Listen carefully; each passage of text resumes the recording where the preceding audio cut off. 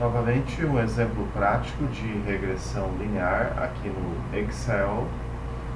Aqui nós temos os nossos dados, concentração, absorvância. Então, concentrações são, nesse caso, 11 valores de concentrações, e aqui absorvância, 11 valores de absorvância. Lembrando que eu estou usando esse Data Analysis aqui, onde você clica em Data, Data, Dados, e Data Analysis, e eu instalei isso aqui clicando nesse símbolozinho do Microsoft Excel Options, e aí Add-ins, e eu adicionei esse Data Analysis Tool. Então, Analysis Tool Pack, eu instalei esses dois Analysis Tool Pack aqui. Vocês só vão conseguir observar isso aqui se vocês fizerem essa instalação dos add-ins. Vamos lá então. Então nós temos os nossos dados. Vou graficar aqui só para nós observarmos. Então eu selecionei, Insert, Scatter Plot, aqui está. Agora nós vamos analisar os dados. Então vou lá em Data, Data Analysis, Regression, ok. Seleciono, aqui eu clico para selecionar Y, posso clicar até em cima da minha variável aqui, a BS, o nome da variável, e aqui eu seleciono X, está, ok. Veja que esse labels aqui está selecionado, por isso que eu selecionei aqui a label, que seria rótulo, o nome das variáveis, né? Aqui é o que eu quero observar depois da análise. Ok, eis aqui os nossos gráficos. Esse gráfico aqui eu não gostei muito não, porque os dados, digamos assim, preditos pela equação de regressão, estão aqui em vermelhinho, eles deveriam estar na forma de uma linha. Deixa eu ver se eu consigo consertar isso aqui. Vamos ver. Aqui, opa. Então vamos lá, deixa eu ver aqui, Chart Layouts. Eu acho que se eu clicar aqui vai funcionar, mas não desaparecer os pontos, vou dar um delete para deletar os pontos. Ponto, agora ficou legal. Então essa reta preta aqui em escuro corresponde à minha reta de mínimos quadrados, e os pontos aqui quadradinhos são os pontos experimentais. Então note que há um resíduo deixado pela regressão, e você tem um gráfico de resíduos aqui. Está tudo um pouquinho embolado, se você quiser você pode colocar uma nova aba. Eu vou colocar nessa mesma aba para poder fazer a análise da variância com vocês. Mas o interessante aqui é notar que não há nenhuma estrutura no gráfico de resíduos. Tá vendo? Ó? Bonito isso, né? Não há nenhuma estrutura, quer dizer que a regressão deu certo. Certamente o modelo utilizado representa bem os dados experimentais. Vou tentar aqui colocar numa mesma escala de x, para vocês compararem os resíduos com os dados ajustados. Então aqui nós temos resíduos e os dados ajustados, que é o resíduo. Notem que os resíduos são aleatórios, tá vendo? Os resíduos são aleatórios. Aqui nós temos os nossos resultados assim, em termos de ajuste linear, análise da variância. Nós temos aqui a nova, quer dizer, Analysis of Variance, análise da variância em inglês. Nós temos as médias quadráticas de regressão, média quadrática residual. Nós temos a estatística de teste F.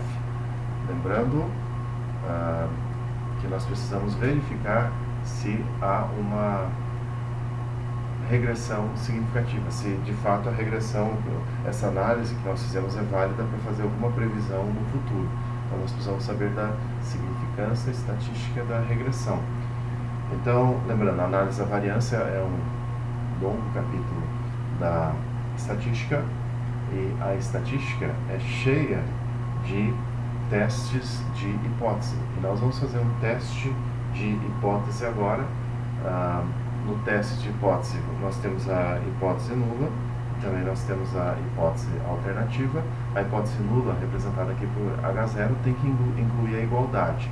Então, o nosso modelo é um modelo linear.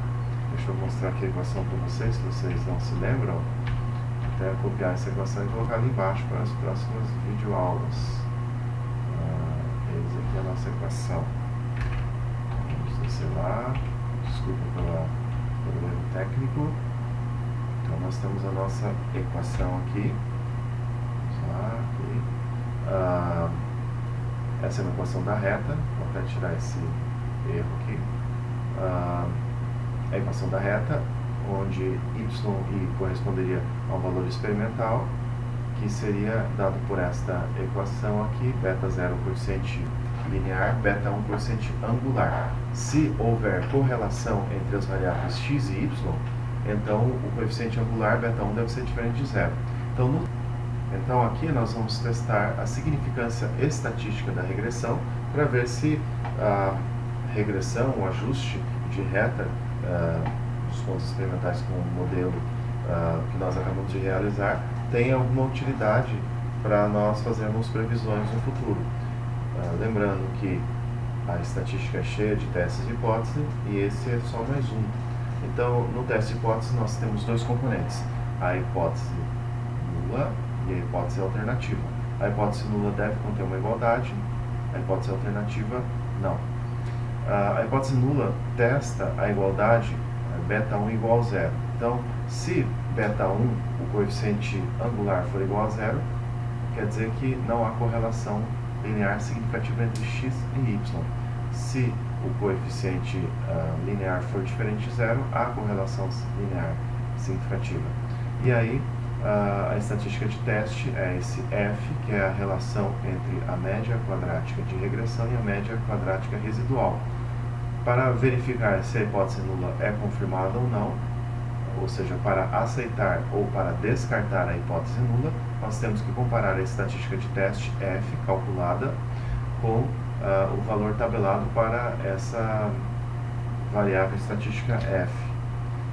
No caso, o valor tabelado para P-1 graus de liberdade no numerador e N-P graus de liberdade no denominador. Então, voltando agora aos nossos resultados, a análise da variância já nos deu a estatística de teste F, agora nós temos que verificar o valor tabelado de F. Então, até vou colocar aqui F tabelado. Então, no numerador nós temos 1 grau de liberdade, no denominador nós temos 9 graus de liberdade. Vamos lá para a nossa tabela de estatística, 1 grau de liberdade aqui, ó. E agora vamos para o 9, cadê o 9 aqui? 5, vou até copiar, 5,174. Vamos colocar lá. Esse aqui, nosso valor tabelado de F é 5,11. O valor calculado da estatística é 429. Então, como F calculado é maior do que F tabelado, nós rejeitamos a hipótese nula e aceitamos a hipótese alternativa. Então, a hipótese alternativa, sendo aceita, quer dizer que há correlação linear significativa entre x e y. E, de fato, essa correlação linear é bastante significativa. Você pode procurar aqui o valor do R quadrado, coeficiente de determinação, que é 0,97. Outra indicação de que o ajuste está legal é você analisar o gráfico dos resíduos. Isso você deve fazer sempre. Então, aqui tem os dados experimentais, a reta de mínimos quadrados e o gráfico de resíduos. Ele não tem assim nenhuma estrutura muito visível. Parece que os resíduos se distribuem aleatoriamente em torno de uma média. Então, esse ajuste está adequado. Na próxima aula nós vamos testar conjuntos de dados mais complexos. Até lá.